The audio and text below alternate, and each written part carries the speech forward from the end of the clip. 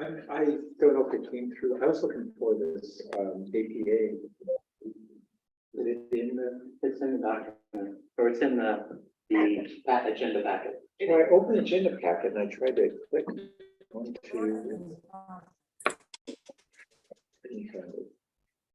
And then have folks received, there was a list of questions. Okay. Are we all unmuted, right? So when we talk, they can hear us. Yeah. Okay, so we all need to be aware of the fact that they can hear us. Okay. Yeah, we don't want any, we don't want any hot mic incidents. We have a hot mic. But if you wanted to in your presentation, then I can give you, yeah, then you would need a login through Zoom. Okay. Or is it better if I Yeah, you can do that. Just email it to me. Uh-huh. Wait a second. Okay, I'm still we visiting. are ready. All right, good evening, everyone. I wish I could be there in person, but they have me quarantined and my family's only giving me bread and water. So can someone deliver some pizza to my house after the meeting is over? I would appreciate that. So let's call the meeting to order. And Auden, can we have a roll call, please? Yeah. I will now call the roll. Saebi, Present. Saebi present. Paul is absent. Lara Munoz, Present. Lara Munoz present. Flagger, here. Flagger present. Mock, Present. Mock present. Rennie is absent. Montano, Here. Montano is present. Alahi, Here. Alahi present. Constantine is absent. Abakoga here. Abakoga present. Bert, There. Bert is present. Jones, Present. Jones present. Watanabe, Here. Watanabe is present. Lilia, Here. Lilia present, and Klein. Present. Klein is present. And Councilmember Moore, are you here representing Mayor Paul? I don't know if you can hear me, but no, I am not the alternate. That would be the vice mayor. I need to be moved over to the attendees side. Thank you. Okay, thank you. Just wanted to check. Okay, and with 12 members present, we have a quorum. Great. On to the consent agenda. So we'll go to the public first for public comments on the consent agenda. We have no members of the public raising their hand. Okay, so before we entertain a motion for the consent agenda, I want to just comment on two items. One is I want to thank Mayor Mock and Paul and Constantine for serving on the nominating committee for the executive board. And they're going to present the following names. So Margaret Abakoga as president, Nisa Flagger as first vice president, Rich Constantine as second vice president, Larry Klein as secretary treasurer, and Tina Wailea as the at-large member, since we're not going to have a past president because I will be termed out. And then I also want to comment on the ratification of the appointment of Shally as the executive director. She's been doing a tremendous job, and we're just really happy with the work and support that she's provided us. So I wholeheartedly support that item as well. And on that note, I will entertain a motion for the consent agenda.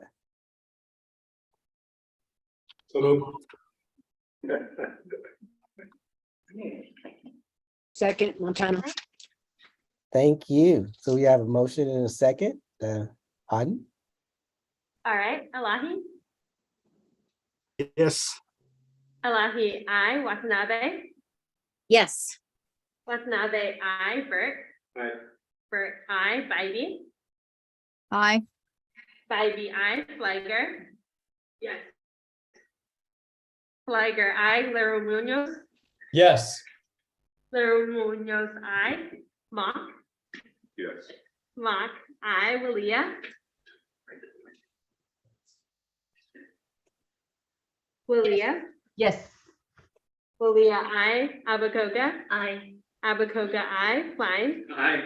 Klein, I, Montano, Yes. Montano, I, and Jones. Aye, With 12 ayes, the motion carries. great. Thank you. Next on the agenda is the MTC update, and Margaret will give us that presentation. thank you, President Jones. We're doing a little bit of AV setup here.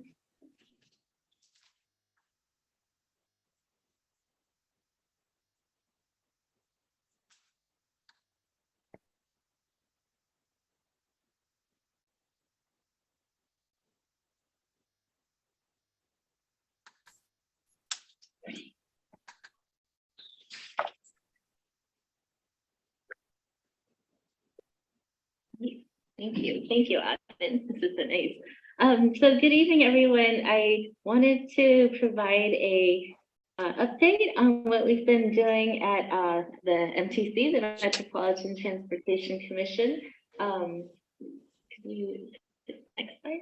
Thank you. So as you all probably know, MTC is the regional body that provides most of the funding for our local agencies, and ours being VCA.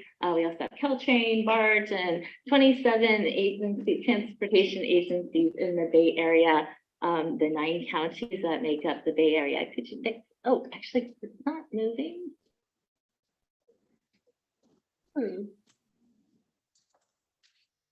Here.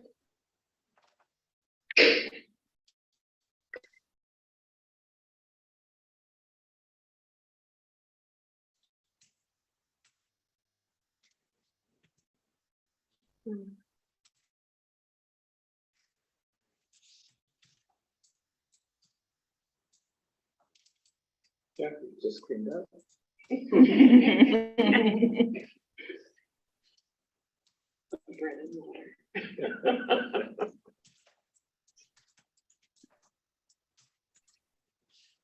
you hear us talking about you, Jackie? My ears are burning.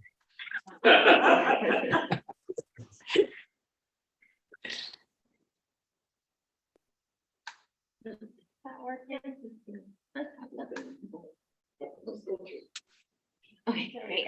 So just to recap, review, 9 counties, 101 cities, about 8 million people, serving 27 independent transit operators. And next slide, please. And MTC covers many agencies in one. So in addition to the MTC, we now have, and I'm going to touch on a few of these, BAFA, the Bay Area Housing Finance Authority. And that was created through legislation in 2019 to come up with a funding mechanism for more housing, and in particular affordable housing. We meet jointly with ABAG. Actually, NISA is on the ABAG side, so there's a number of us that we had a meeting this afternoon. And I hope that maybe you can chime in if you have some slides on what we're doing at BAFA. Okay. And then BATA is the Bay Area Toll Authority. So they're in charge of the bridges. Also, part of that is, well, actually, there's another one called BAFA. That's not up here, but BAFA, Bay Area Infrastructure Financing Authority. They're in charge of express lanes. And then we have SAFE that is in charge of the freeway service control. So many authorities under this one MTC commission. And then there are 16 commissioners. I won't go through it, but basically they represent all 9 counties. And then we have some ex officio members, representatives from ABAG and BCDC. And our current chair is Alfredo Pedrosa from Napa County Supervisor, and Vice Chair Nick Josefowicz, who is the San Francisco Mayor's appointee and is the head of SPUR up in the city. Next slide, please. So I wanted to touch on BAFA. You may be hearing some news about what's going on. We recently approved the budget for BAFA. Next slide. And this past year, BAFA received $20 million from the state, and that was to basically launch BAFA's work. And part of that work was we'd come up with 5 pilot programs, and we had to hire staff as well to begin to to formulate and run these programs. Next slide, please. And these are the 5 programs. So I'm actually going to talk a little bit more about one, the Doorway program, which is an online platform that connects residents to affordable housing opportunities.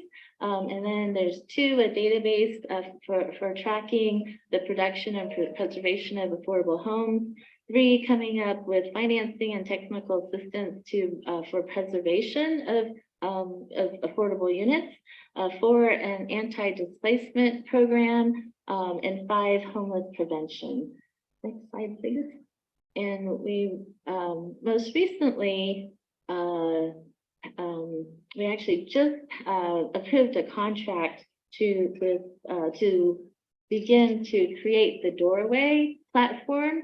And what that is basically a database that will combine all of the 9 counties databases of affordable housing units that are available. So right now there isn't a central source for people to go to if they're looking for an affordable housing unit. There's inconsistency in the data, and lots of paper and long lines, lots of red tape. So we want to cut through all that and come up with this one platform, and that is what this Doorway housing portal is. Can you go back to the next slide? There we go. Oh, and one more. There you go. Okay. Yes. Okay. So it's a one-stop shop basically, and it'll be online, and folks can apply online, see the listings, and then just go through the process online. I believe San Jose actually already has a similar program. I think I remember Chappie talking about that. So it's basically going to combine what like San Jose has with all of the other county programs. And we just awarded the contract, as I mentioned, and then today we just heard that they have created a partnership with Google, and they will be providing 12 staff or fellows to work on this database. So it's pretty exciting news there. Next slide, please.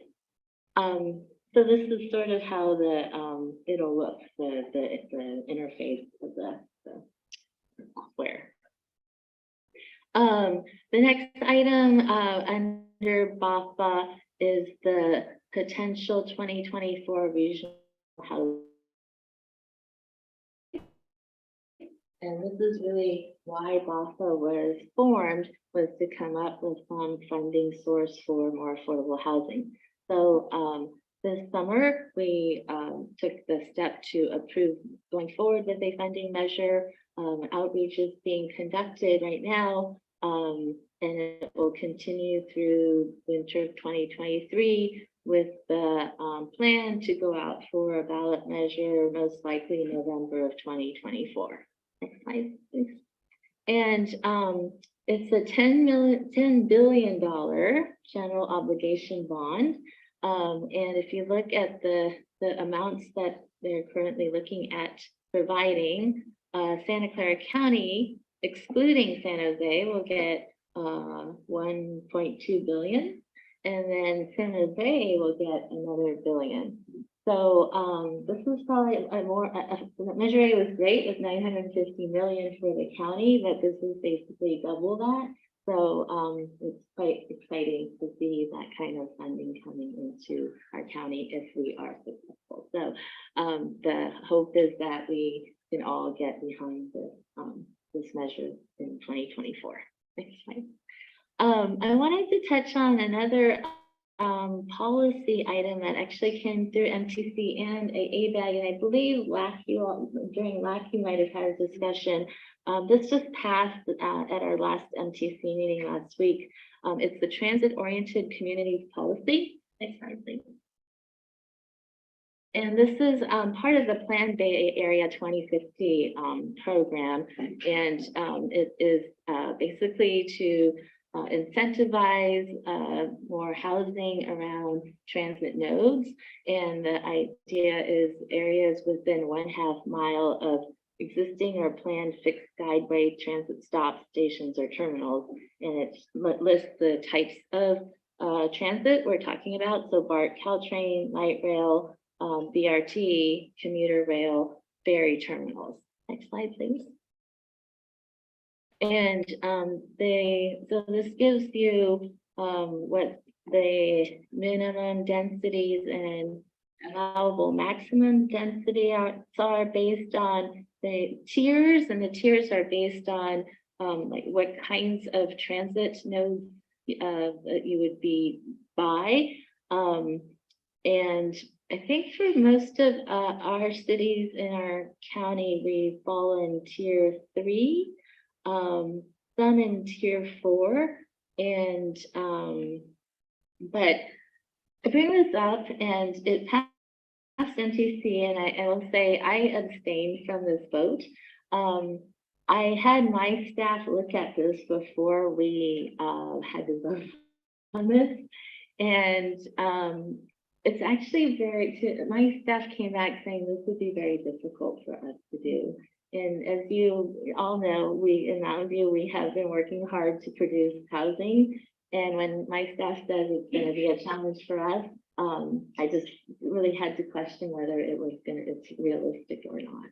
And they did a carve out for the smaller cities with populations under 30,000. I know a few of the cities in our county fall under there, but one of my concerns is that it kind of lumps everybody else together, and we all, are different. I think we should be looking at small, medium, large cities. There's also just the issue that our staff was not alerted to this, and I think it went through ABAG, but I'm not on the committee that this was going through. They've worked on it for 2 years, so I just saw it the week before that when the agenda came out, and then I sent it to my staff, and we just had a lot of concerns about it. If you can do the next slide. They also have new commercial office development requirements, and this is another challenge for some of our cities where we have a job housing imbalance with too many jobs, and I know Mayor has concern. I don't think we really need to be going to these, 4 FAR or higher numbers. And I asked about that, and some cities actually do. They do need more commercial development, so it totally makes sense. But I guess that's where I felt that there needs to be more flexibility so that these requirements could apply to maybe those cities, but not the cities that have the jobs housing imbalance. And there just wasn't enough flexibility in all these requirements. And next slide, please. And then the parking is a real concern, and there's some challenges with these numbers, but the bigger, I don't know if it's on here, but there's actually a new bill that passed, I can't remember the number, that would basically take away the ability for cities to require any kind of parking in downtowns, I think, which is going to be really a real challenge. So next slide, please. So for all of those reasons, and mainly that I felt that it was important for our staff to have gone out to every city to go over the final draft of this before passage, and that didn't happen. I didn't feel that I could support this bill, but I just wanted to make you all aware of it, and you may know about this, but it's again yet another mandate that I think makes it harder and harder for us to even meet our requirements. People, will ask, well, what does this mean? This is all part of Plan Bay Area 2050, and the idea is to start tying these types of policies to funding. So this will affect what we call OBAG funding, which is basically the money that local communities get for bike and pedestrian improvement. So it's not a whole lot of money, frankly. I think it's like $500 million for the entire Bay Area. But I think for smaller communities, it does make a difference. So these are just the issues that we're dealing with at the higher levels, and I just wanted you to be aware and then to let you know too that I personally could not. I was thinking about and the fact that we actually didn't even have a chance to talk about it as an association. I didn't feel that I could vote for it. Next slide, please. So this is the OBAG 4 will be the discretionary funding that they're going to tie it to. They did say that, they will be providing a lot of technical assistance, and the REAP 2.0 money will be available to help all cities to be able to meet these requirements. And then later on, it will start to affect how funding is being rolled out. Next slide. And next slide, we can get the next one too, thank you. So then I wanted to go next to the regional transportation measure. We go from housing to transportation. So there was discussion about going out for a transportation measure as well. Many challenges to that. One, it's hard to do housing and a transportation measure at the same time. So 2024, would not be possible if they go out for the housing measure. And then frankly, I think just with the economy and transportation, it's a little more challenging to get support for. They have just decided to pause on going out for a regional measure. Next slide. So, but that's not to say that, as you know, we are having many challenges with transit operations financially.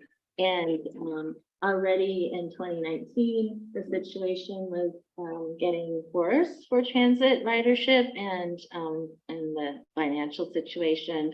COVID made it even more devastating, frankly. Today, ridership is starting to come up, and inflation is actually helping with that. But some of the issues we're dealing with is supply chain and labor. As you may have heard, like VTA, they're having a really hard time getting bus drivers, frankly, and getting enough of them to drive the buses that we need to get back to full service. So the question is, well, what will happen in the next 5 years? And there'll be changes in commutes.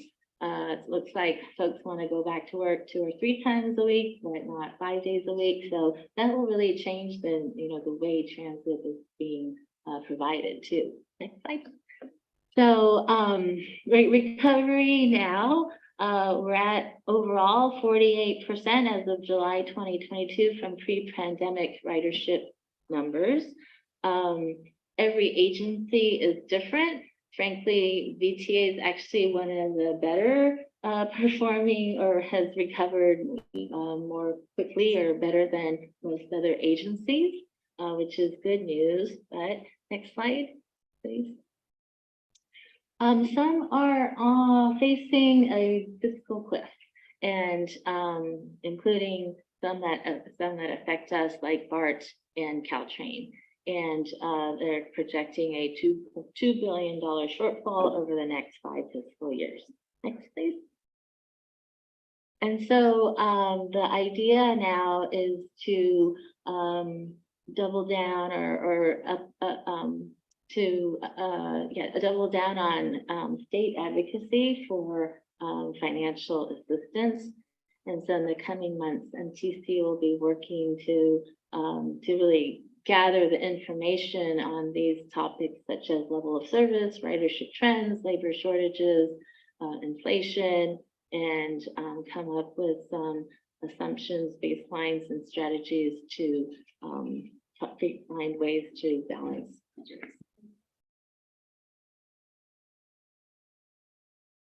So again, we are here in the immediate date. Fortunately, with the relief funds, we received almost $4 billion nationally, and we also have some state funding that's coming in. As you know, many of the agencies had to cut services, and we're in the process of bringing that back up. Near term, we just talked about the fiscal cliff, and then long term. And so the idea is to advocate at the state level. I think the challenge there, though, is again, right, the state budget is to be determined. The numbers we see may not hold, so there's some uncertainty there. And then long term, they will look at a future regional funding measure more in the 6+ years timeline. Next, please. And I think this covers most of, yeah. We can skip that. So going to the next topic, I wanted to share regional measure 3. You may remember we passed a measure I forget how many years ago now, but it was basically to increase bridge tolls. And there are many projects that were included for funding as part of those increased bridge toll monies. Some of it has to do with our BART program, some with Caltrain. And then one area, it's not on here, but what I wanted to cover is express lanes. We're also a category where funding was being provided. Next slide, please. And so we have $300 million set aside for express lanes. And there was legislation, and actually Jim Bell was the author of legislation that provided this funding. And the idea was to fund as many projects as possible in the Bay Area to eventually be able to create a connected network throughout the Bay Area.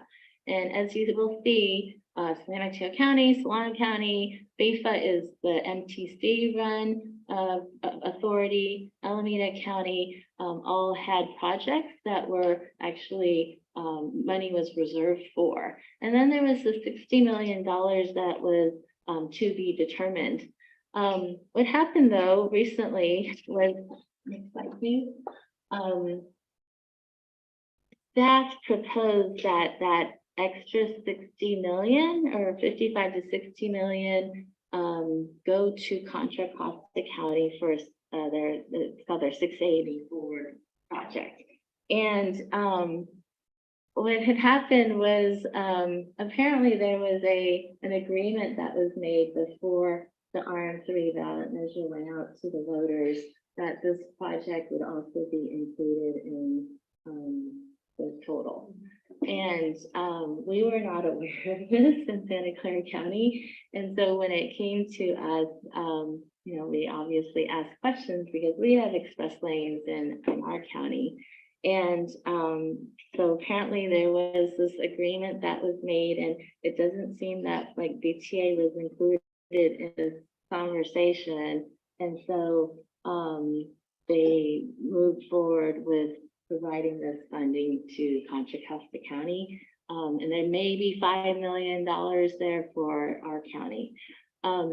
Fortunately, our delegation with Stan Ricardo and Cindy Chavez, we got together, and Cindy was able to make a motion to direct MTC staff to come back with a funding plan for our express lanes. So that was added to the motion. So we were able to at least get that. But there's some historical recollection issues here. But I wanted to share this just to share how, and when I presented last year, I shared, I think, with you how in terms of the COVID relief funding, we weren't really getting our fair share based on population. And we continue to have these types of challenges at NTC. And I just wanted to share this with you just so that you're aware of what goes on. And you know, this will tie to whether we want to support regional efforts or not. I think the housing one makes sense right now with the way things are going because the funding seems reasonable. But should we ever talk about a regional transportation measure, these are the types of things I believe need to change in order for us to really be able to support something. I know with RM3, there was a lot of debate here in our county, seeing how this played out. I think there was, there was good reason to have that debate. And the reason why I was told this happened was that with the other categories like BART and whatnot, the smaller counties felt that Santa Clara County was getting sufficient funding, so they wanted more of this share. I continue to say we're 25% of the population in the Bay Area. We're the most diverse county, and so we need to be included in, frankly, all opportunities for funding is my position on this. So I think that's it for, yes, this is just information. For more information on M2C, happy to answer any questions, and if you ever have questions along the way, please feel free to call me or email me. I just wanted to give you a couple of issues that we're dealing with to give you a flavor of what's going on. Thank you. Thank you, Margaret. That was very, very good. That was a really good presentation, very thorough. And it also kind of reminds us that oftentimes in these funding transportation measures that Santa Clara County usually gets the short end of the stick. So we don't want that to continue. Councilmember Leroy Munoz. Great. Thank you very much. And Margaret, again, thank you for a wonderful and comprehensive report there. Just a couple of quick comments. I sit on the mobility partnership for Gilroy. That's a partnership with representatives from the county of San Benito. So that includes Hollister, San Juan Bautista, those kind of areas. And we look at regional transportation issues, and we're planning for the kind of the reconstruction, if you will, of the Highway 101, Highway 25 interchange there. And when you spoke about express lanes, I can tell people we're already looking at plans that might include express lanes all the way down through Morgan Hill, down through Gilroy, all the way to the 25 interchange there. So, again, that's something that we're likely to see more of, just so people are aware. Still a ways down the road, no pun intended, but certainly something that is being contemplated. Another item I just wanted to raise real quickly, and a question attached to it, is with regard to the density requirements for both residential and commercial units around transit. Obviously, one of the big projects that's still out there, and we're all waiting to see if it actually comes to fruition, is that of high-speed rail. And Gilroy will have a high-speed rail station right downtown if this moves forward. And so I wondered if there was any thought given to what requirements might look like with regard to high-speed rail. Just given the fact that, Gilroy is not a big city, 60,000 thereabouts. And we have the opposite problem that I think a lot of cities have with their jobs-home imbalance.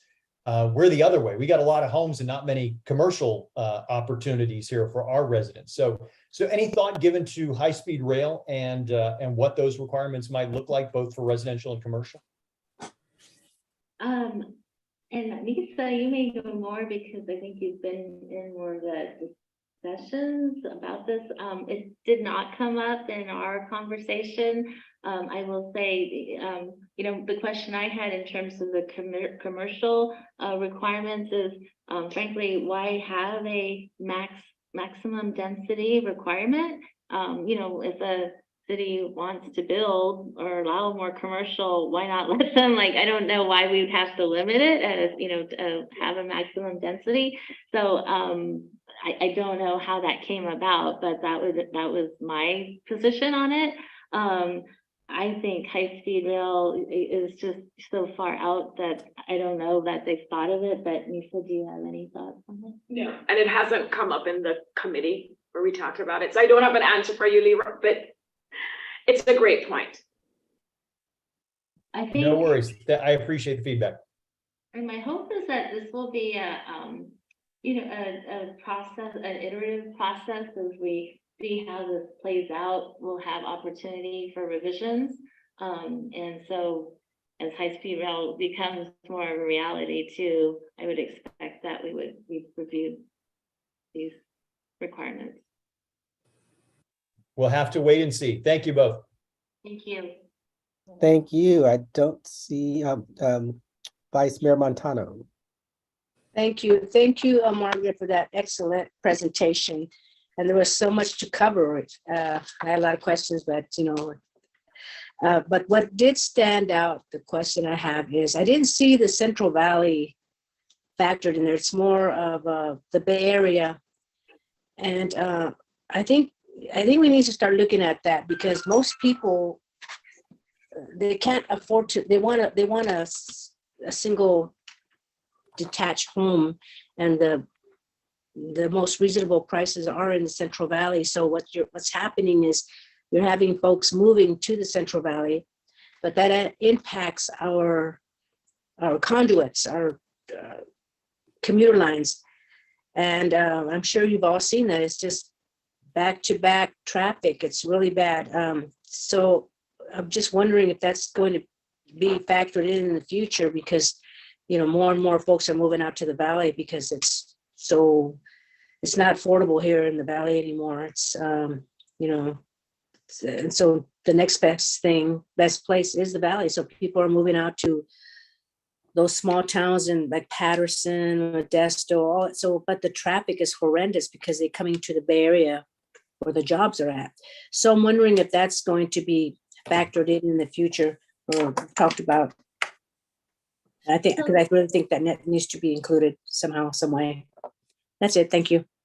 So thank you, Carmen. That's actually a really good point. So NTC is the planning agency for the 9 Bay Area counties that they've defined. So San Benito, Central Valley is in a different MPO, but this is actually something that has come up in conversation, is where does Santa Clara County really belong? Like, is it part of the Bay Area, or should we actually be looking at partnering with San Benito, Santa Cruz, more going into Merced? And that's a debate that I hear once in a while. And then, the question is that would we be better off, frankly, funding wise, if we were in a different planning area? So I think that's to be determined, and something I'm not sure. I think it would really be VTA that would have to decide to have that kind of discussion and deliberation. There's some challenges because a lot of this is in state law, I believe, and even in federal law as to how these areas are determined. But I believe that is being looked at as to whether our county has some options. So that's good. Yeah, a very good point. And I'll just add to that too. Carmen, can you hear me? Yeah, I can hear you. I'll just add, for Plan Bay Area 2050, that incorporates transit, housing, and all these different factors. Tangentially, they talk about Central Valley because we always review and revisit the Plan Bay Area every couple of years. And they are looking at commute and movement and seeing what's happening up and down the state. So tangentially, they look at what's happening in Central Valley and where people are moving to and from, but it's not part of our plan because, as Margaret said, we're a different set of jurisdictions as of today. Right. And I'm glad you mentioned that, because I think it was the Plan Bay Area group that I brought that up to a while back. But yeah, that's, there needs to be some communication on there. But thank you. Thank you, Councilmember Watanabe. Thank you, Chair. Thank you for the great report, Margaret. You touched on some very important issues. I have two well, I guess one comment, one question, regarding, well, I guess my comment regards the express lanes. That was, very important information, and I agree with, Chair Jones about how Santa Clara County is always getting the short end of the stick. I mean, when I look at Santa Clara, the city of Santa Clara, and how our population doubles on a daily basis because of the jobs, that people come to here, not in Santa Clara, but I'm sure in, many of the cities that are part of Cities Association. I'm really appreciative that, there are folks out there advocating on behalf of those express lanes and making sure that, just staying on top of that, because I know they've been an important part, and God knows we fought enough to get those express lanes passed. So I'm glad that, for the report, and that people are advocating for them, especially for Santa Clara County. My second thing regards Measure A, the GO bond that you mentioned. And I was wondering, because it made me think about Measure A that passed in 2016 in Santa Clara County, that was passed to help with affordable housing. Is there any way that they can benefit each other? I think the Measure A that passed in 2016 was only good for 10 years, if I remember correctly. I tried to do some quick research, but could they benefit each other? We're spending it as quickly as we can. Mhm. This is Steve Preminger from the county. Yeah. Hi, Steve. I think most of it has been committed. A majority of it has been, yes. I don't know if it's most or all. So, this one would be 2024 if it passed, Right. so it might actually be able to just kind of catch the tail end of Measure A as Measure A funding starts to dry up. Good. Okay, thank you. And for the people there in person, you guys are so teeny tiny, I can't see you. So just speak up. Heather. Great, thanks, Margaret. A couple questions. So this would be a 30-year bond, the affordable housing, and it's a property tax based. Definitely is. Okay. I don't think they frankly have gotten into those details. Oh, who's going to get taxed now? Just start with the money. Okay. And then on those three mandates that you were talking about, of basically ranges on housing density, office density, and parking prohibitions, basically. Are those mandates for any city that would receive the funds, would have to adopt that citywide, as opposed to something related to the specific project approvals? Oh, so yeah, so they are, I believe they're tied to the PDAs, the priority development areas. Okay. And has there been any discussion about concern, just kind of like some of the concerns you raised, that the political support that'll be really important for this could be harmed by kind of overreach on mandates? So there definitely are communities, counties, cities that have expressed concern. The staff, interestingly, and I think this is the challenge, is the housing advocates wanted them to go further. So for instance, they didn't want that carve out for the small cities. And so the position was that this was a compromise. My own if it's a compromise, if it doesn't really work for the cities. So from, I think from our perspective, we need guidelines, requirements that are realistic for us.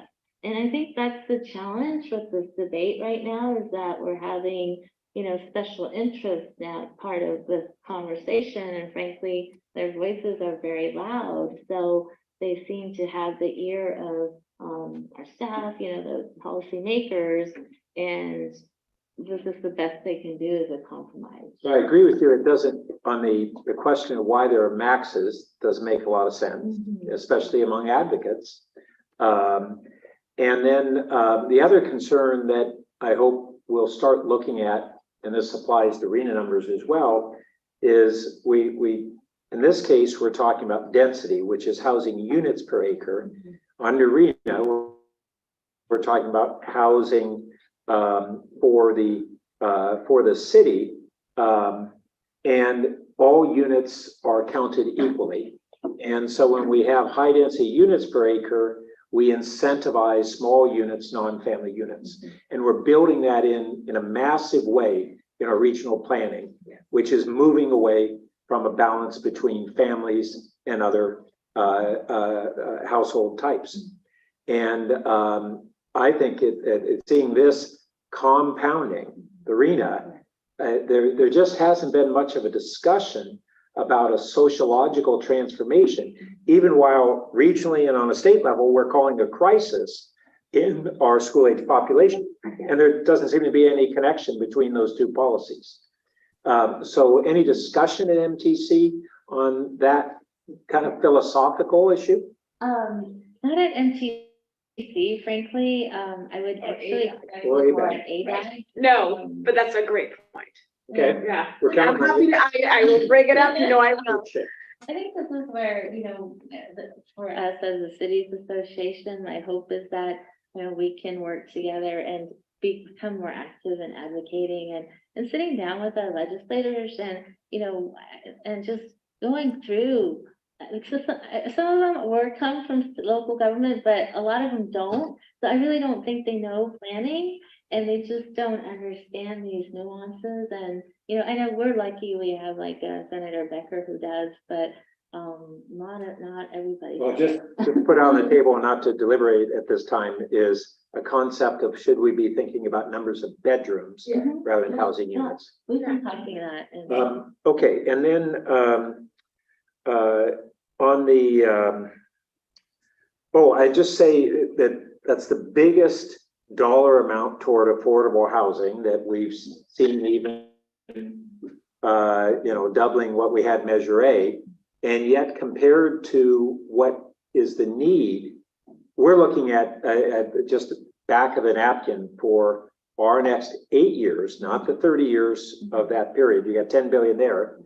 We're looking at over 2 billion in subsidy needs for our affordable housing allocation, probably pushing closer to 3 billion, but I'll round it down to 2 billion just in a city our size.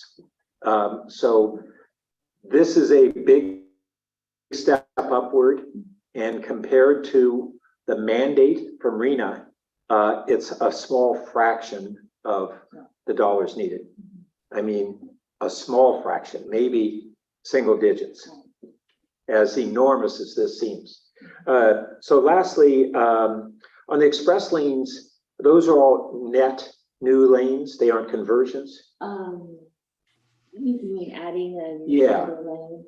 I believe on some of them it is conversion. I think even San Mateo County may have some. Okay, it'd just be nice to always know whether we're getting new lanes or that are express or, yeah, I'm happy to look into that. thanks. Okay, And Margaret, can you send the data here was great to look at? Sure. Can you send that to everybody or make sure that Auden send it to everyone? Because I do think it's very useful. I know, just I because- plagiarized from the NTC. I was gonna put that out there. But happy to send it.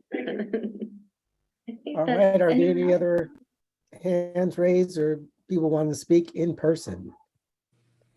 I think we're good. Oh, there's Tina. Yeah, Marilyn Wally. Thank you, President Jones. Margaret, just a quick thank you for a very comprehensive report. It does help us get a sense, even if it's not good news. It's good to know what's happening and how these things continue to impact each city. And I do appreciate your comment about the small, middle, and large size cities, because one size doesn't fit all. We have been dealing with that with housing, and then to see that with the transportation. And again, the express lanes part was quite something. I like the idea of a centralized database in terms of affordable housing that may hopefully help creative solutions, especially getting a company like Google, well, any company basically that can help with the technical part. So appreciate all the information you're providing us. Thank you so much. All right, Vice Mayor Chow. Hi, great information. So I hope that the slides could be made available for not only the committee members, but also member of the public. Could that be included in written communication of the meeting? And any additional support documents will be also. Yes, I think we'll put it up on our website like we do normally, and happy to send it out to all of you too directly.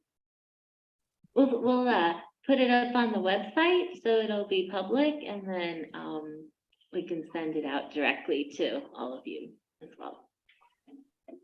Yeah, thank you. So I think we do want to consider, I'm not sure if it should be a cap on commercial density, but that does affect the more commercial we build, the more housing we need to provide.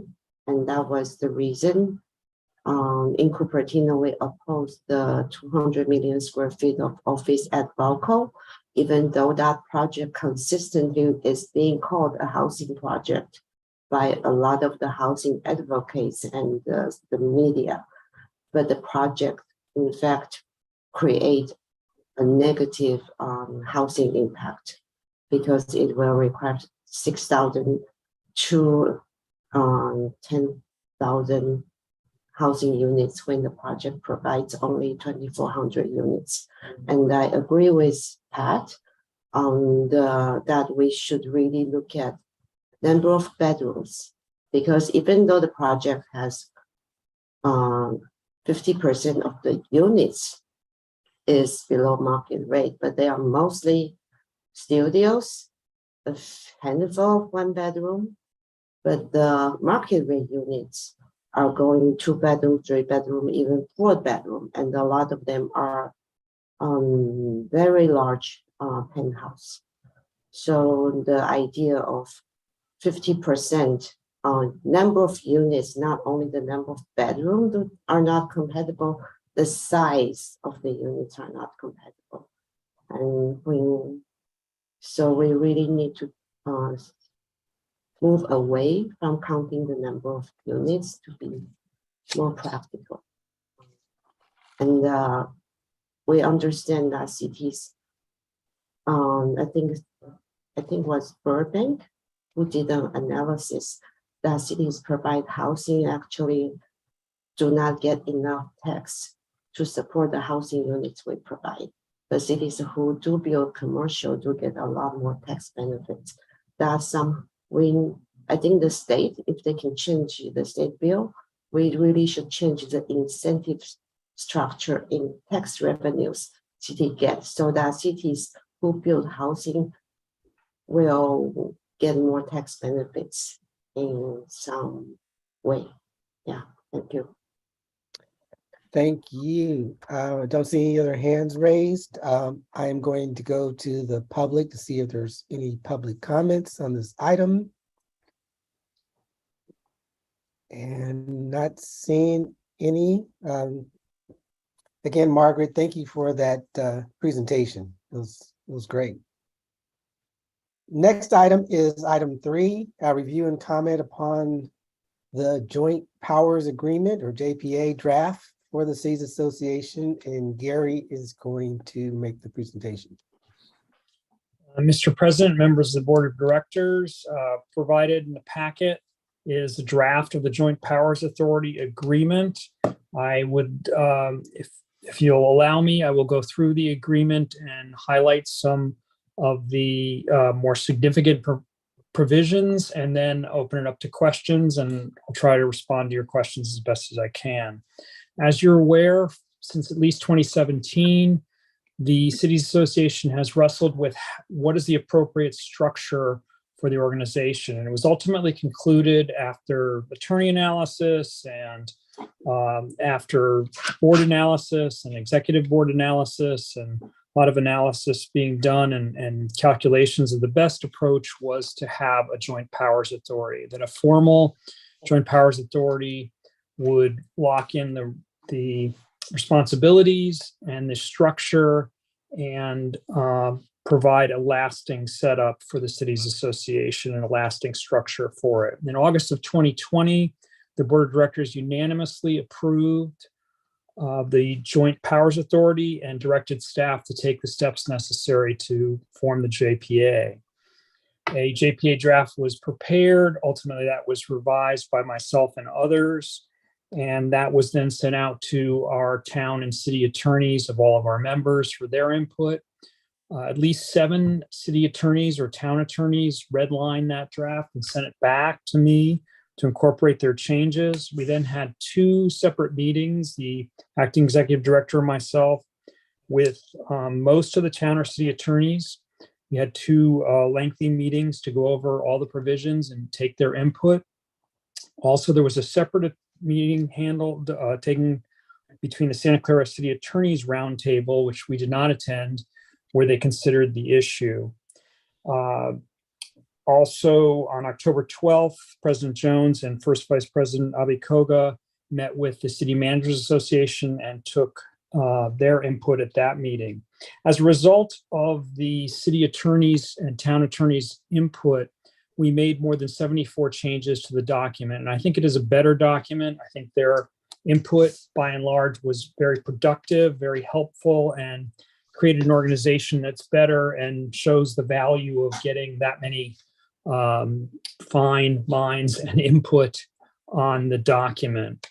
I'm going to go over some of the main provisions. I'm not going to go over every provision. I'll try not to be exhaustive or to exhaust you, but I do want to go through and point out some of the more significant both changes and what are these are all in the final document, if you will. The agreement will become effective when at least 8 members sign the agreement and send it back. The city attorneys, that's Article 4. The city attorneys suggested that a provision be added that if after 1 full year, if the membership falls below 7 members due to withdrawal of members and remains that way for an additional year, that the city's association must and a subsequent organization is formed with the same purpose and another new JPA is formed, that the city's association must give up its name and provide it to that new organization should it desire that. Now, we received a lot of input from the city attorneys that they're, I guess, trying to put in a fail-safe provision that if the organization doesn't survive, the name is important and we are required to pass it on. Hopefully that's not going to occur, but ultimately we added a provision and a way to deal with that. The existing cities association under Article 5, creation of the agency, will undergo the dissolution process. There is a specific dissolution process in the corporations code for unincorporated associations. I was unaware of this, but luckily the Sunnyvale city attorney pointed us in the right direction and did some research and figured that one out. And we will have the city association pass a resolution that will move the assets and liabilities of the cities association to the new organization. At least that's the current plan. Article 8 covers the board of directors. And it's just going to be a very similar structure to what we have right now, where it's a mayor or a council member, should the mayor choose not to be the delegate. And the appointment is done via whatever the procedure is at that city. We do not tell our members how to do their appointments. It's based on the local ordinances or local patterns or policies at each city. Most cities do have mayors do all the appointments, but some do not. The board of directors has a number of specific responsibilities, one of which they set the policy. Just like a city council does, they will set the policy just like you do now for the entire organization. The board is the only entity that can adopt the budget The board is the only entity that can hire or discharge any employees. And the board is required to both adopt policies and work plans for each fiscal year. The board and the executive committee and any standing committees are all subject to the Brown Act. So there's no question about that. And since we're forming a formal JPA, we're a governmental entity, and that is going to provide us with a series of protections. Also, it will clarify there's really no question that we're subject to the government code, Brown Act, Public Records Act, and so on. Article 10 on officers. There'll be officers elected for the agency. It's roughly the same as we have today. It'll be a president, first vice president, second vice president, secretary treasurer, and the immediate past president, should he or she still be an elected member of their own board. The issue rose, and we had to deal with it since the writing of the staff report on how do we deal with trying to encourage and include people on the executive committee who are not appointed to the board of directors. Now, they're electeds of each of our members, so they're from their councils, and they may be even the mayor, but in certain instances, that's not the same person who's on the board of directors. And a sort of compromise was reached, and this was based on direction from the executive committee, that 2 members of the executive committee can be officers, but not members of the board of directors. And we believe, and I think that some of our executive committee can explain the issue better than I can, but this will it will increase diversity of our board and bring in new individuals, new electeds that can provide more input from our various cities and give more individuals an opportunity to participate in the city's association.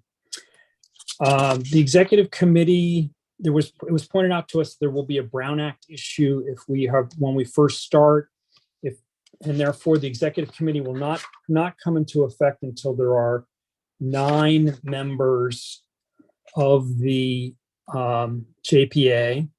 And the reason for that is otherwise, every time the executive committee would meet, it would require noticing for the full board, and that kind of defeats the purpose of having a central board that can handle the day-to-day work, if you will, of the entity. So when there's 9, it'll be 4. When we hit 11, it'll be 5, and it'll increase. There was a concern the executive committee's powers were too broad, and therefore we made it very clear that the executive committee can only have those duties that are approved by the board of directors, and then the executive committee the board of directors must act by resolution. So it'll be a very formal process in order to have any authorization or authority or delegation to the executive committee. There was a specific provision suggested and incorporated by one of the city attorneys that the executive committee is not permitted to authorize or conduct any investigations into the business of the agency or take any personal action before notifying the board. And these actions all require a majority vote of the executive committee. So again, it's just another layer of kind of a check and balance. I know that the city selection committee, it's Article 13, is a very important portion and a very important part of what the cities association does. We are formally establishing it. One city attorney suggested we separate it out. We did that as a reorganization of the document. And we're going to be following, obviously, the government code section that provides specific rules for how we handle the city selection committee. That's government code section 50270. And what that says is it tells us that it has to be formed. It's formed by the mayor or a designee of the mayor, so it can be another elected individual. And also we've specifically put in, and we're following state law directly now, is that even if a city is not a member or a town is not a member of the JPA, they still have a seat at the table of the city selection committee. And that's what state law says, and we're just incorporating that, so there's no question. Obviously, we would prefer that, every city is a member or every town is a member, but should they choose not to, they still have a vote of the city selection committee. We added a provision that significant programs, this is Article 15, significant programs or significant that expends substantial resources require a 2/3 vote of the board. And that would, it was pointed out this wasn't defined or certainly wasn't defined well. So we added that it had to be an activity or program that exceeded $50,000 of expenditures, and that amount was increased by the CPI. So that requires a special vote, a supermajority vote. And also that if the board of directors determines that they want to have a program that only benefits some, but not all of our members, and certain issues only affect some of our members, or only certain members want to participate, that also requires a 2/3 vote. Moving on to Article 16, we're put in a formal requirement that exceeds the requirements of the Joint Powers Act that requires an annual CPA audit. The audit will be a public record. It will be provided to all of our members, and it will also be placed on file at the county auditor. I know a significant issue for all of you is the liability issue. And one very important and very significant thing that Joint Powers Authority can do is it limits the liability of our members, and it should limit that liability entirely. And we've drafted the documents such that the JPA will take on all of the liability for our members, for our own actions. So hopefully there is never a need or a charge back to any of our members for our actions. And we are also hopeful that we can obtain insurance. There's special insurance available for JPAs, for special districts, which we would be.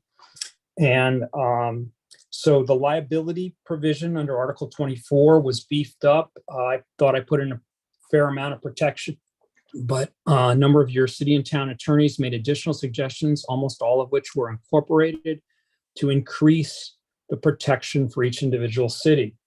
One thing that I did draft was the indemnification clause, and that was a very strong indemnification for all our members. There was no changes made to that.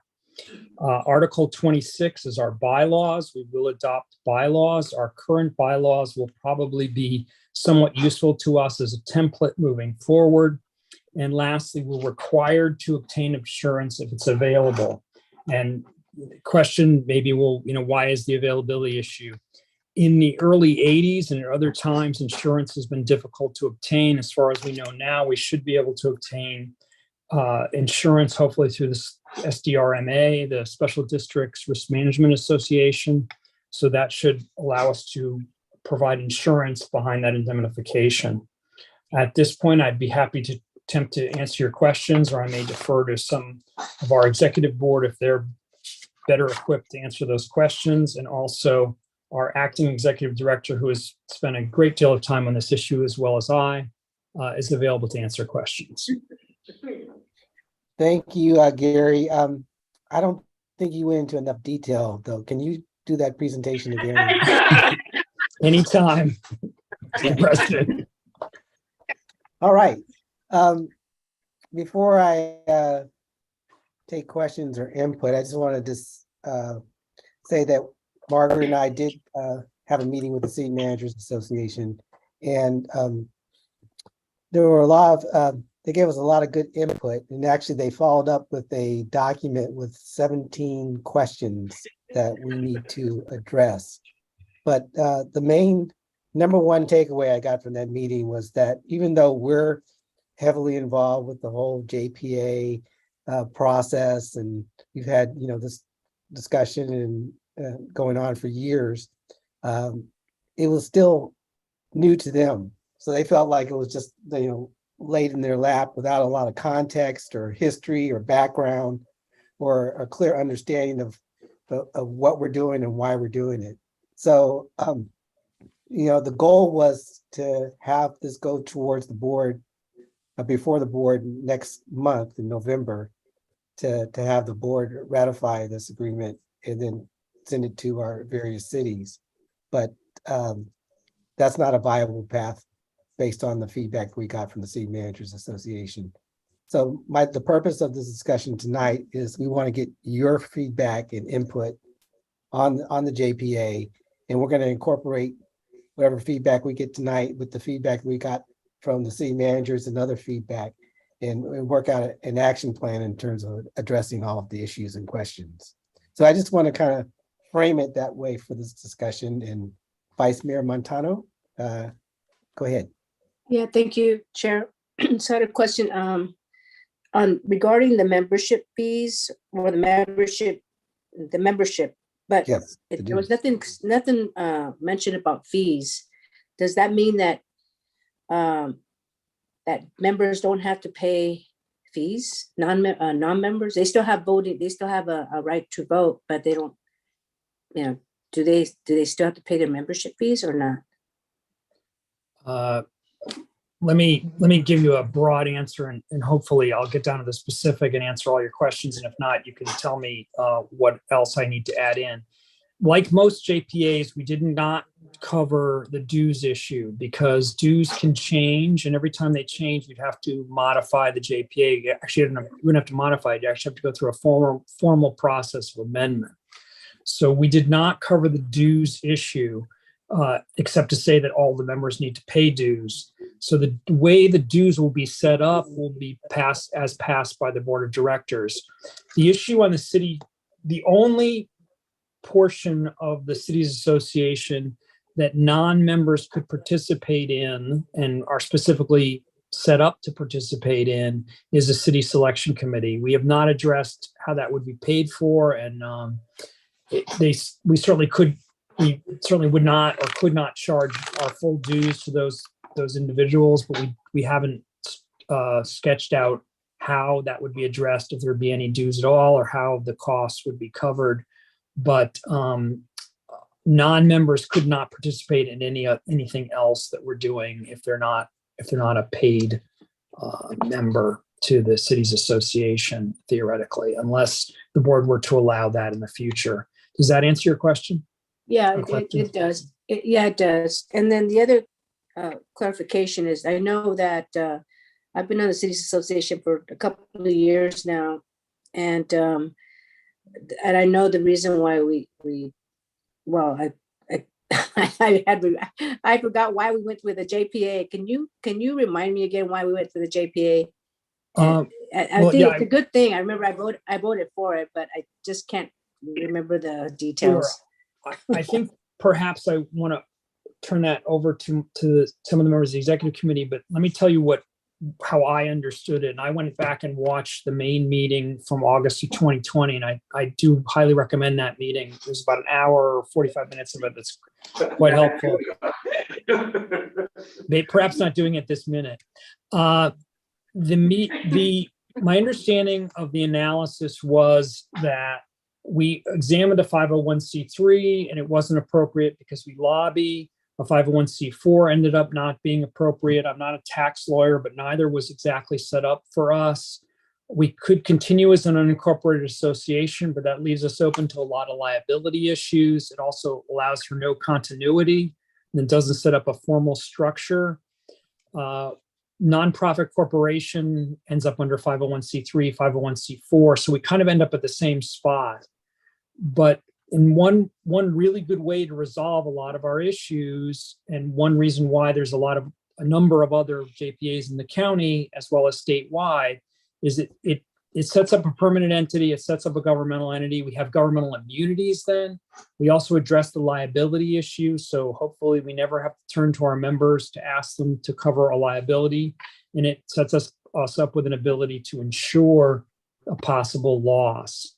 So I think that while the liability issue may be more in focus today, I think perhaps in 2018 that was maybe less of an issue.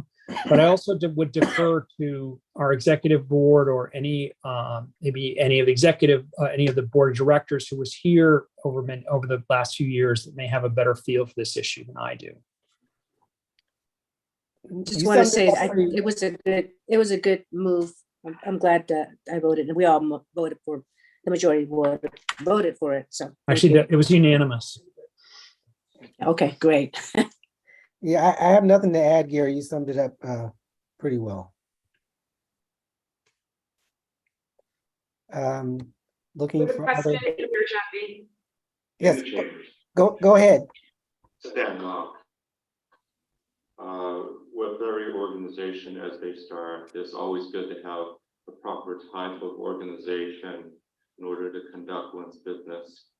In order to limit liability, which is what the JPA does, I think that should have been done previously. I think also that set up an entity that's an ongoing entity is very important, because sometimes when you just put things together, it doesn't work out in the proper fashion. So I'm very happy that in the year 2020 or 2020,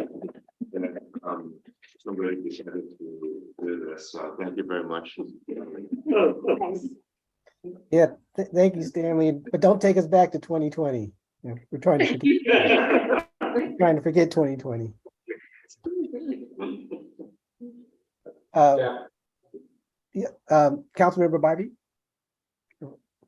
Thank you, Chappie. I just had a question about the JPA and what provisions or protections are in the JPA that would prevent or assist with this, or avoid the situation that happened with the roundtable, where you had certain cities that participated in a specific issue and other cities didn't, and there was this debate about how to fund that and how to pay for those expenses.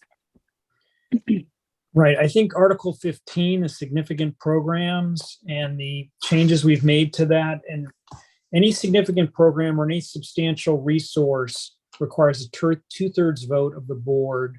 And any program, even if it doesn't hit that level, which in this instance, the roundtable did, the 50,000, but let's say it didn't, that still requires a 2/3 vote. So if pick an issue that comes up and only affects certain cities, if the board decides that that's important enough for us to get together and work on, and it's only going to support or affect certain cities, then it requires a supermajority at the board level, at the executive board level. I'm sorry, the board of directors level. But who decides on how that's going to be funded or paid for? The board of I mean, directors. is that going to be? Okay. And it also, we added a requirement that there be a work plan and a budget. Let me see. I've got there's a requirement. Let me just double check this. But as I recall, we added a provision that it requires a work plan, and I think it's a budget as well. A work plan. We could certainly add the word budget there as well, though. Thank you. Sure. Good. Very good question. Okay, I'm going to go back to the conference room, because I understand Mayor Burt has been frantically waving his hand, trying to get my attention. Just want to make sure you saw me eventually. That's okay. Okay, so a couple questions.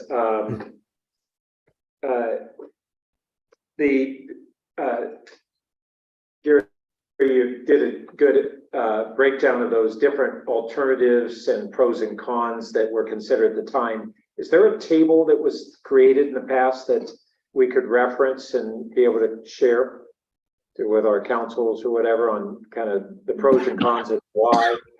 Okay, and Nisha says she thinks there is.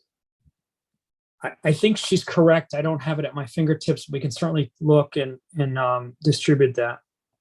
Okay, great. And then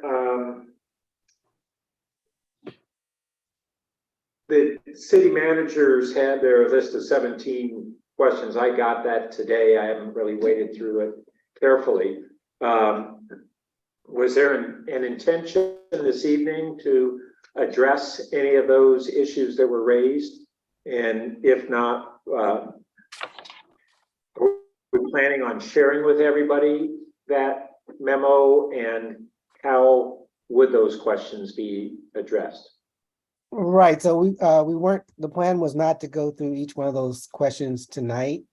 What we were going to do is take each question and have a response or change or input, and then we were going to distribute that out to all the board members. But we wanted to have an opportunity to start working on addressing each one of those questions individually. We could definitely send them out to everybody ahead of time, but I just want to let you know what the action plan was in terms of addressing them. And then one question that may be covered within there to a good degree, but I still want to ask it tonight is, in addition to the reasons that were stated about liability and those kinds of things, are we looking for a JPA form to enable us to do things that we aren't able to do today as an organization?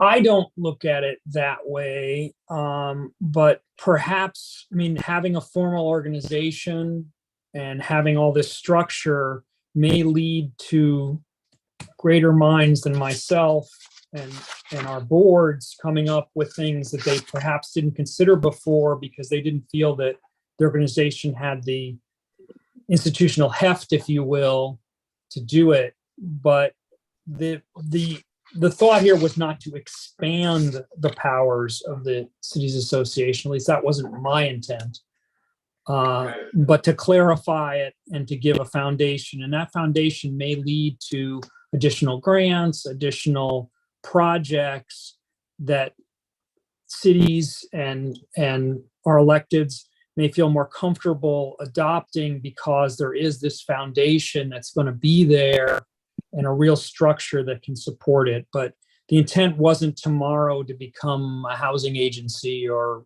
pick something, a different thing than we are today.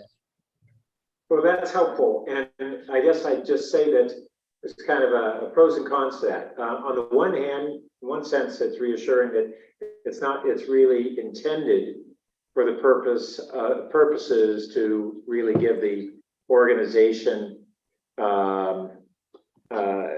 the proper footing that it needs to its current functions.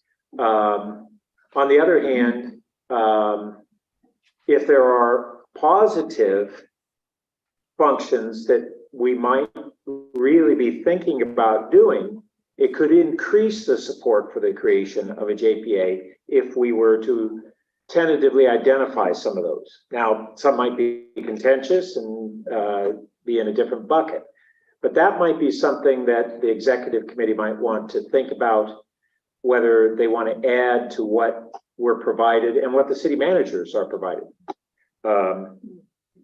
So just a thought there. That's a very good idea. I'm not cutting off except trying to respond a little bit. I think if you look under creation and purposes, it's possible that could be elaborated on or increased to address some of what you're saying. But that's a good question. We should have perhaps a better answer. If I could add to that, so a long time ago, one of the issues we came up with was that we weren't able to accept contributions or sponsorship. And so I don't know what the Gary's a little nervous about that, but that was one of the challenges we had with not being a formal entity. So perhaps we're hoping that maybe through a JPA. Yeah, I don't know how I feel on that one. See, I know we don't want to go into that granular. Just, I kind of like keeping it clean. We've specifically listed that we are subject to the FPPC and we'll be filing Form 700s or, our individual forms.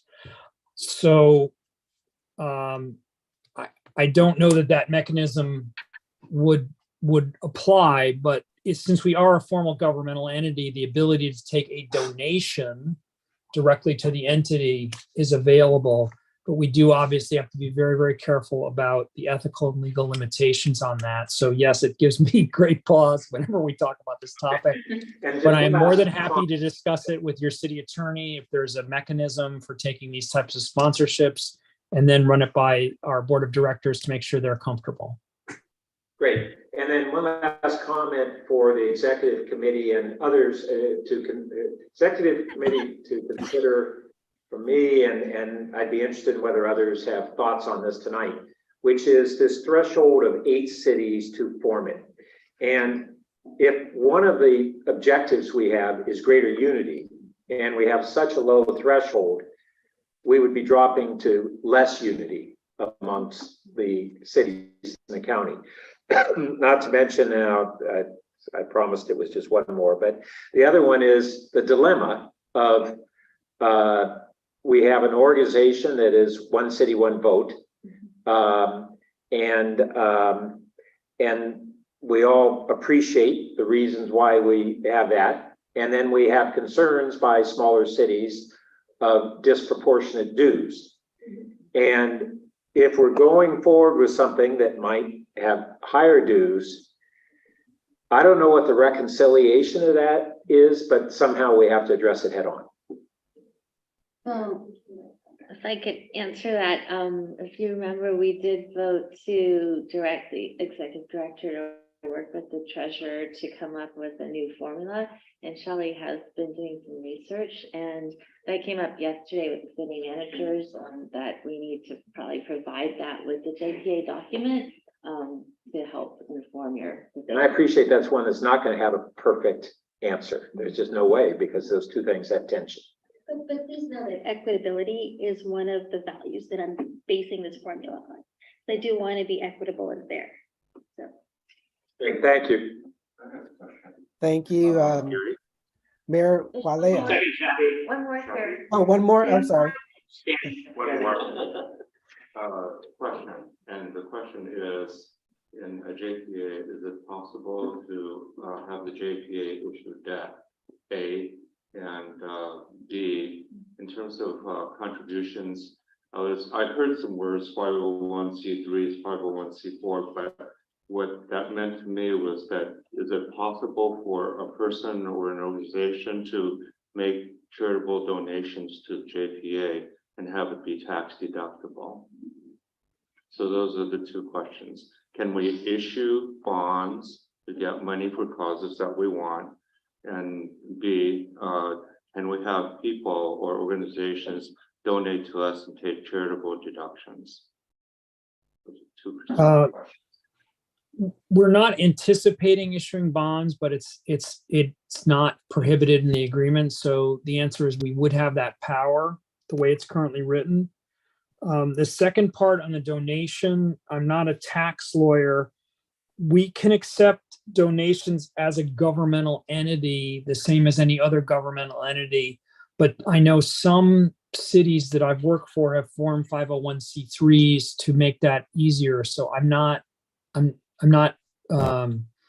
familiar enough with that structure to be able to give you a full answer whether we would have to do that to have a true donation done. But since we're a governmental entity, it does make it considerably easier.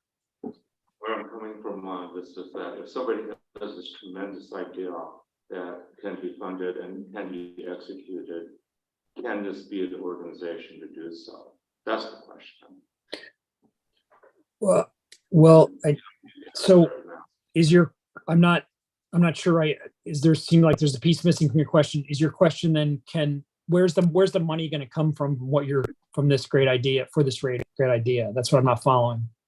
Yeah, well, the funding using the bonds, we're raising the money to do this great thing. There might be equity in it, right? So I think that's where the money raising issue came from. And the second issue was whether or not we could take donations. And you did just mention 501c3 or some charitable type of organization that you could probably start. And so if some very wealthy individual or some institution wanted to make a change in society to have this contribution come into the coffers to help people out, maybe for housing or whatever, then they could do so, but they don't have to pay the full boat on it. They might have stock options or something, or stocks that they've acquired at very low prices. And they should be able to make those donations, take the tax deductions, and have cities association use the money for the good purposes that we're supposed to all be doing. Right. I can give you the basic answer, and I'd have to research the second part of it. But we can, like any governmental entity, we can take certain types of donations. If we were going to set up a program or we had a wealthy donor and we wanted to set up pick out of the air what you're saying, which is a housing, and we wanted somebody to fund, or someone was willing to fund it, we can either determine whether or not we can take the money or whether we would set up a 501c3 ourselves. But since we are a governmental entity, it's going to make it a lot easier for us to accept funds in that nature. As we stand today as an unincorporated association, it would be almost impossible for us to take a donation, because we can't set up a 501c3 because we ourselves are not one. Okay, That makes we are sense. setting up an organization today, right? So I think that the question comes at a point where we could set it up in such fashion or not. And if not, then we'll have to amend it sometime in the future. Should in fact some individual comes out and says, okay, this is what we should be doing, and this is how we should do it. And maybe we should take a company's charitable intent and use a percentage, their percentage. If they decide to put it into the city's association, then there would be a conduit for this. And that's what the entire intent is. Right. That would be within our powers as a governmental entity to set it up. We wouldn't need to add that to the JPA to set up the entity. Hopefully I've answered your question. If not, I mean, just simply need to research it. Thank you. All right. Mayor Walia. Thank you, President Jones. So a couple of comments / questions, but taking it kind of back to where we were a few minutes ago. Firstly, I would like to thank the team for incorporating all the changes. Well, I shouldn't say all. Majority of the changes, suggestions made by the city attorneys. I specifically want to thank you for including the provision for the regional representation for city selection committee, even for cities that may not end up being members of this. It helps keep all the cities together in the county. I do appreciate that. And dues are important, as has been said by other members of the board here right now. The city of Saratoga, again, small city, dues will remain important. And I heard some good questions here Mayor Byrd asked, and also heard the Executive Director Shali's remarks on that. So I will wait to see that. I did get to quickly take a peek at the list of questions from the city managers meeting. I do appreciate Vice Mayor Jones and Councilmember Abacoga taking the time to meet with the city managers, so that we, I think of us as a big family, all cities in the county, that we can all work on those. Vice Mayor Jones, thank you for saying the action plan timeline will be based on addressing all these. My one question right now is rather a clarification. I believe Vice Mayor Montano brought that up about the membership fees. If a member agency is not part of the JPA, but part of the city selection committee, Gary, you mentioned that there is the government code, it's state law, that each city gets to be a part of that. So would that play a role in the dues, whether, I'm just thinking hypothetically, I'm not saying anything about my city, just made me think, would that make a difference? Yeah, I wasn't able to find any specific provision in that concerning the costs. We don't have a formula. We haven't really, established one. I don't know. It would be pretty difficult. The only cost we could conceivably legally pass along would be those related directly to the city selection committee. So we couldn't charge an overhead charge. We couldn't charge a charge for all our programs. We couldn't allocate by city the way we do now. It would have to be just for that. And even that would require a formal action by the board and by the city selection committee itself.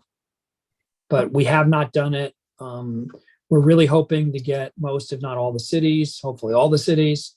So we won't have to cross that bridge, but there may be a mechanism to charge for an individual city for 1/15 or whatever of that, but it has not been determined. Thank you. I do appreciate and I agree with you. Hopefully all the cities join this. It just made me think that would that be inconsistent because it's government code? How can we charge the city? Yeah, I'm good. I'm good for Yeah. now. I totally am good for now. As you said, the dues formula hasn't been sorted out. That's all for me. Thank you so much. Thank you. Vice Mayor Chow? Hi, thank you. Yeah, I think a comparison table of the three options will be very helpful. I was on the board of directors last year, and when I was trying to find information on why we are forming a JPA, I didn't really get a clear information except the presentation from a board meeting from 2020. I think we need to answer for our constituents and in Cupertino. When people hear about JPA, there is a general concern of what are you planning to do? Are you going to do something beyond what our city does, or are you going to get authority of what city does, and then that's not going to be discussed at the council meeting? So our public would be providing input, and because a lot of decisions that the cities association does will not get to a council meeting and will not have a council deliberation until it's almost finalized, just like the JPA. It has not been on any of the Cupertino Council agenda for deliberation or taking public input. So I think that's a general concern our members has. So when this agreement comes to the council for a final vote, we do need more detailed information in the staff report so that can address these questions people might have. And I think people would want to know, is there a limit on what the JPA can do? And then also a comparison, not only between the possible options, but also comparisons with other counties. San Mateo and Alameda County, they did not form a JPA. So how did that work over there? And why do we need a JPA? Why do we want the JPA to do that different? That's a question people would have. And another issue, I think I remember when I questioned last year, one function that we hope the JPA would do is to take positions on bills and uneven ballot measures. And because we want to advocate, that's why 501c3 was not possible. That was what I was told. So if we are going to advocate representing a subset of Santa Clara County cities, and the legislative committee often take position on only a majority vote. But if we are going to say Cities Association of Santa Clara County supports XYZ, when it's only a bare majority that's supporting a position, and then this entity is going to spend resources to advocate to that XYZ, then I wonder, I mean, it may or may not be that the cities who oppose the XYZ are almost 50%, but just not quite there. And they might feel they are not well represented by the JP. That's something to think about. And another issue I can see is the transparency issue.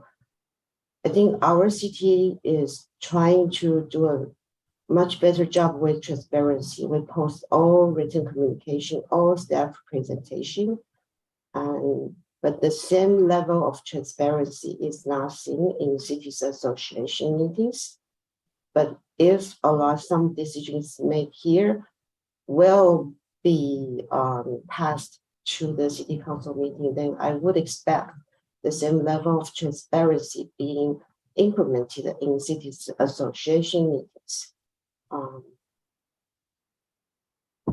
such as this JPA forming that has we have not seen the amount of transparency that will help address people's concerns. Yeah, that's my comment. Thank you. Thank you, Vice Mayor Chow. Shally is taking feverish notes on all your input, and she's probably going to ask that we revisit the consent calendar where we made her appoint her as the executive. I'd like to comment on one issue. Those were some very good questions raised, and we'll do everything we can to respond. The JPA would have the same restrictions that we currently have, that cities have, as far as supporting a ballot measure where we can take a position, but we cannot spend funds except for sending a letter, say, or making a phone call. Cities are not permitted to spend public dollars on campaigns. So I understand the concern, but recognize that we have the same, that's yet another good thing about having a JPA, which we have the same constraints that cities do. You cannot spend money on advocacy for propositions and so on. You can take a position, you can pass a resolution, you can write a letter, you can make a phone call, but you can't spend money. So we don't want anyone to think we're going to be taking monies from cities and spending it on ballot propositions or, those types of expenditures are not permissible for the JPA. That's very good to know, because maybe I was misinformed or I misunderstood the information given to me last year. And because I was told we cannot be, Cities Association cannot be 501c3 because we want to advocate for things. But if we would only take position and we would not spend any resource to advocate, I don't see why a 501c would not work. Yeah, 501c3 still won't work because we do take positions. I don't want anyone to have the mistaken impression that the JPA would allow us to spend public dollars on campaigning, which is different than advocacy, and campaigning is different than writing a letter in support of a bill or making a call in support of a bill. And that we would be still prohibited if we were a 501c3 from taking support of a bill, because we would lose the 501c3 designation. So it's a different type of expenditure. Plenty of 501c3 organizations take position on bills, I think. Okay, well, we'll put it up with a clarification. Maybe you can clarify with the comparison table. Sure, we'll do our best. Because that's not my understanding. Yes. And then we really need to know what exactly JPA could do that 501c3 could. Thank you. I can answer that. I've worked for nonprofits. So nonprofits can only do 10% of their activity for advocacy, and we do a lot more. The fact that we have a legislative action committee would exceed that 10% limit. That's why we I can't think the be 10% in terms of funding. If we are not spending any funding. It's not funding, it's about your operations and your activities. You can only do 10% if all of your activities can only be 10% for advocacy. And we do way more than that. I mean, most of our work is advocacy. Okay. We're going to move on. Mayor Ellie. Thank you. Really good discussion. I appreciate all the details on it and all the questions that have come up. Thank you for that. I understand there's a request for a comparison table, and I suggest when you do the comparison, also add the current state of affairs as the committee as it exists. Put that in the mix.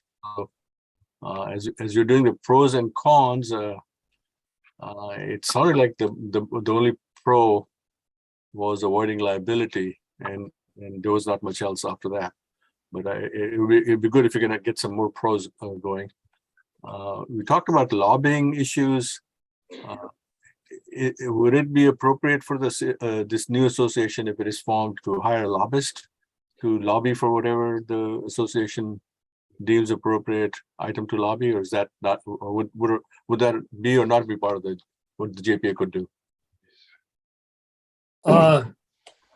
Just like a city, it's not anticipated, but just like a city, if we chose to, and the board of directors felt that it was appropriate to spend money on that, the sort of normal formal method of lobbying, not anything involving cash payments, but hiring a lobbyist, would be permissible. We could not make campaign contributions. And would that be limited to 10% of the budget, or is it? No. No. I mean, we're not doing this so we can hire a lobbyist, but it certainly we would have that ability to do so if the board of directors should deem that to be appropriate. Yeah, no, I'm just trying to figure out what the JPA allows you to do, and all the boards will have to decide that. Is and all of us would be required to submit another Form 700, or I guess it would be the same one we submit for the cities.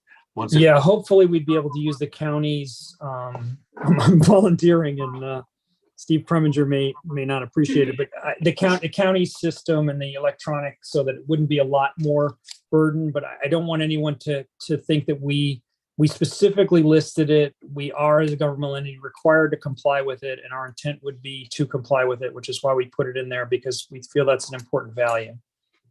Thank you. And finally, I think the point has been made, but I just want to reiterate, whatever the fee structure is, I know you guys are working on it, so that when it is presented for us to take it back to our cities, that should be part of the JP. It's not part of the JP itself, but it should say that this is what the proposed fee structure is, which is going to go into effect. And obviously it can be changed later, but it'll be good for the smaller cities, especially, to see that. Understood. You're right. Thank you.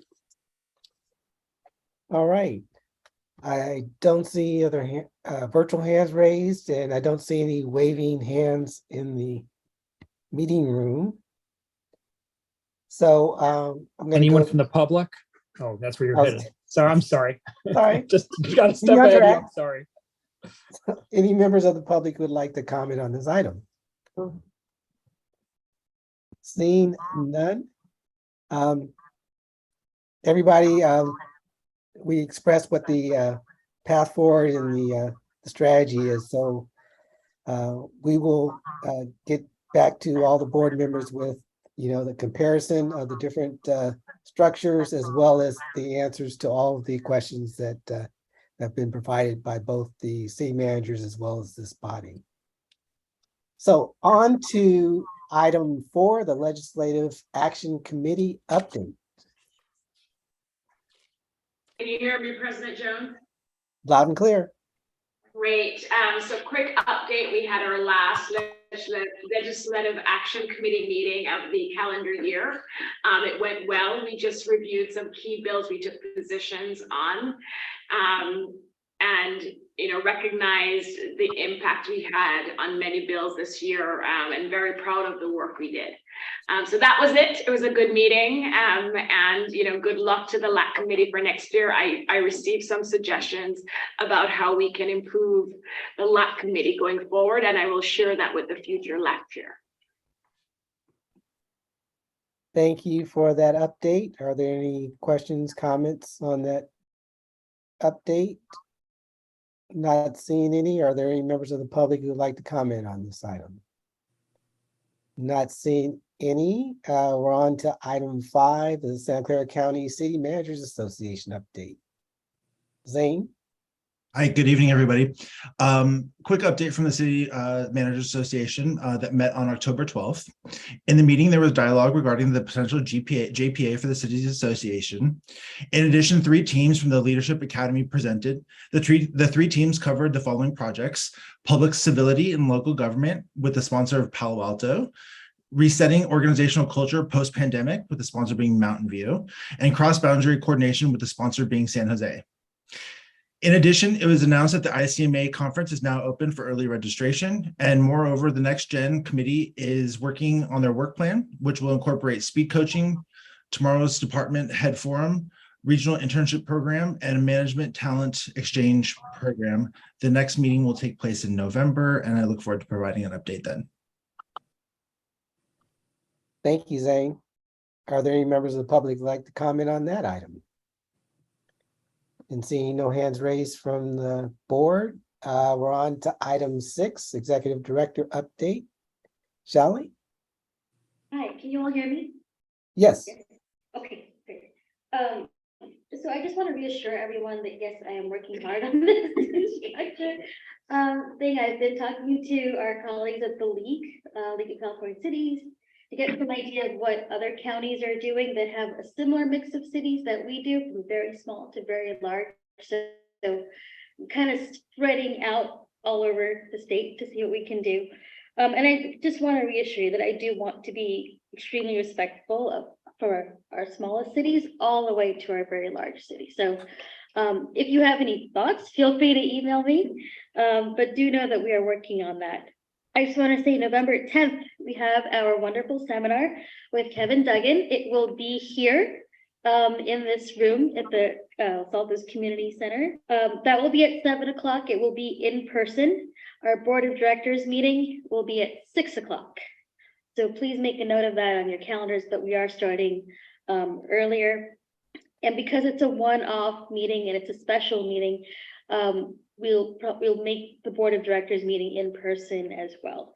So please email the invitation to Kevin's seminar to all of your council members. City managers have been invited. The other thing is, mark your calendars. December 8th is our holiday party. It will be at the Grand Dynasty Restaurant on Bollinger. More to come on that. And I just wanted to talk about parties. I think we can really talk about parties today. And finally, the Planning Collaborative, I just wanted to give you all a very quick update. They are such tremendous technical assistance providers to all of our cities. They're restarting their equity advisory groups. So the housing element, feedback from a diverse array of community groups. They're also offering office hours on the AFFH comments. So Sunnyvale and Mountain View already gotten their letters back. And let me assure you, our technical assistance fellows are so granular and so detailed in helping our cities come up with, understand these comments and helping the other cities understand what sorts of comments they should expect. So really, they're a pleasure to work with. That's it. Thank you, Shally. Any questions on her report? Not seeing any hands raised. Any members of the public who'd like to comment on her report? Not seeing any. We're on to item 7, joys and challenges. Do any of my fellow board members have any joys or challenges that you'd like to share? Chappie. President Jones, I'm sorry. I'll just share. I think this falls into the challenges category, as Councilmember Abikoga mentioned earlier. She and I were on a joint MTC ABAG meeting this morning, and they gave us a status update on the housing element update process for the ABAG 9-county area. And I jotted down 60 drafts have been submitted. 16 of the jurisdictions have received comment letters. And Alameda, the city of Alameda, is the only jurisdiction that was found in substantial compliance. And the expectation is, 2 to 3, possibly 4 rounds before cities are found in substantial compliance. That's what they're seeing in Southern California.